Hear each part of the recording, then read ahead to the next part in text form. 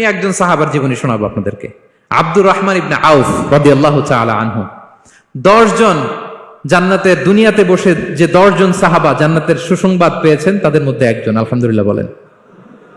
আব্দুর রহমান ইবনে আউফ রাদিয়াল্লাহু তাআলা আনহু প্রথম 8 জন মক্কায় যারা কালিমা পড়ে মুসলমান হয়েছে তাদের একজন। তার স্ট্যাটাসটাকে জেনে নেন। তো তিনি যখন মক্কা থেকে হিজরত করে মদিনায় গেলেন, মনে রাখবেন মক্কা থেকে যে সাহাবারা বাড়ি ঘর ছেড়ে হিজরত করেছে তাদেরকে বলে মহাজির, মানে হিজরতকারী সাহাবা। আর মদিনাতে যে সমস্ত সাহাবারা তাদেরকে রিসিভ করেছেন তাদেরকে বলে আল আনসার, মানে সাহায্যকারী সাহাবা। তো যারাই হিজরত করে মক্কা থেকে মদিনায় যেত, বিষ্ণু ইসা ইসলাম মদিনার কোন সাহাবীর সাথে তার ভাই পাতিয়ে দিতেন, আল মুআখাত, ব্রাদারহুড করে দিতেন, দায়িত্ব দিতেন যে তুমি এই সাহাবীকে দেখবে। তো আব্দুর রহমান ইবনে আউফ রাদিয়াল্লাহু তাআলা আনহু যখন হিজরত করে গেলেন, তার দেখভাল করার জন্য যে সাহাবীর দায়িত্ব পড়ল তার নাম হচ্ছে সাআদ ইবনে রাবিয়া, আনসারী সাহাবী রাদিয়াল্লাহু তাআলা আনহু। বিষ্ণু বললেন, সাআদ, আব্দুর রহমান ইবনে আউফ তোমার ভাই, ভাই বানিয়ে দিলেন। কি বানিয়ে দিলেন? তুমি তাকে টেক কেয়ার করবে, সে হবে তোমার মেহমান। সুবহানাল্লাহ। সাআদ ইবনে রাবিয়া রাদিয়াল্লাহু তাআলা আনহু তিনি আব্দুর রহমান ইবনে আউফকে ডেকে নিয়ে গেলেন, ঘরে নিয়ে গেলেন মেহমানকে, এবং বললেন, ইয়া সাআদ ইন্নী আকসারুল আনসারি মালান। হে সাআদ, তুমি চিন্তা করো না, তুমি মনে করো না যে তোমার ভরণ পোষণ দিতে আমার কষ্ট হবে। আমি মদিনার সবচাইতে বড় বিজনেস ম্যাগনেট, সবচাইতে বড় বিজনেস ম্যাগনেট আমি। No tension, don't worry about it. Tension নিও না, আসো, তোমার জন্য আমার কি প্রপোজাল শোনো। ফাআকসিমু লাকা নিসফা মালি, আমার যত সম্পদ আছে আমি অর্ধেক তোমার দিয়ে দিব। সুবহানাল্লাহ, এত আসতে। আপনার বাড়িতে কেউ মেহমান হলে করতে পারবেন এরকম? আল্লাহ, কেমন প্রেরণার বাতিঘর তারা।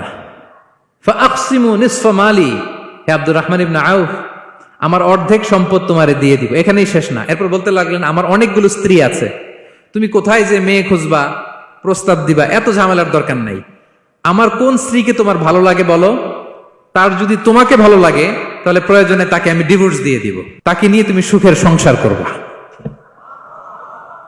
আল্লাহু আকবার, আল্লাহু আকবার। অর্ধেক সম্পদ দিয়ে দিব, আমার একাধিক স্ত্রী আছে, কাউকে যদি তোমার পছন্দ হয় এবং সেও যদি তোমাকে পছন্দ করে প্রয়োজনে তাকে ডিভোর্স দিব।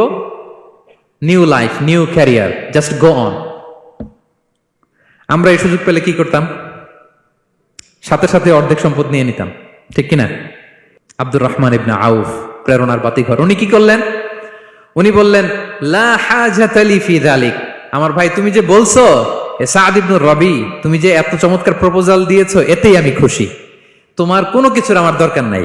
বারাকাল্লাহু লাকা ফি আহলিকা ওয়া মালিক, আল্লাহ তোমার সম্পদে বরকত দেখ, আল্লাহ তোমার পরিবারেও বরকত দেখ। তবে একটা কষ্ট করতে হবে, সেটা কি? আব্দুর রহমান ইবনে আউফ বললেন, দুল্লানি ইলা সুক, just show me the way to market. মদিনার বাজারটা কোথায় এটা একটু দেখায় দাও। আমি নতুন মানুষ, পথঘাট চিনি না। দুল্লানি ইলা সুক, just show me the way to market of Medina. মদিনার বাজারটা কোন রাস্তা একটু দেখায় দাও। আল্লাহু আকবার। সাআদ ইবনে রবি বললেন, এই তো মদিনার বাজার। উনি যে কিছু ঘি কিনলেন, পনির কিনলেন, কিনে বিক্রি করলেন, প্রফিট করলেন। ওই প্রফিট দিয়ে আরো বেশি করে কিনলেন, আবার বিক্রি করলেন, প্রফিট, আবার বিক্রি করলেন, প্রফিট। এই কেনা বেচা করতে করতে 1-2 মাসের মধ্যে উনি মদিনার one of the biggest business magnate হয়ে গেলেন। আল্লাহু আকবার। কি হাড় ভাঙ্গা পরিশ্রমই না তারা করেছেন। একেবারে রেডি ক্যারিয়ার ছিল, গেলাম সবচেয়ে বড় বিজনেসম্যানের অর্ধেক সম্পত্তি পেয়ে গেলাম। He didn't accept the ready career, rather he made his own path with his own Endeavour. নিজের চেষ্টায়, নিজের পরিশ্রমে, নিজের ঘাম ঝরিয়ে নিজের ক্যারিয়ার তৈরি করেছেন। চিল্লায় বলেন ঠিক কিনা? This is the biography of Abdul Rahman ibn Auf radiyallahu ta'ala anhu.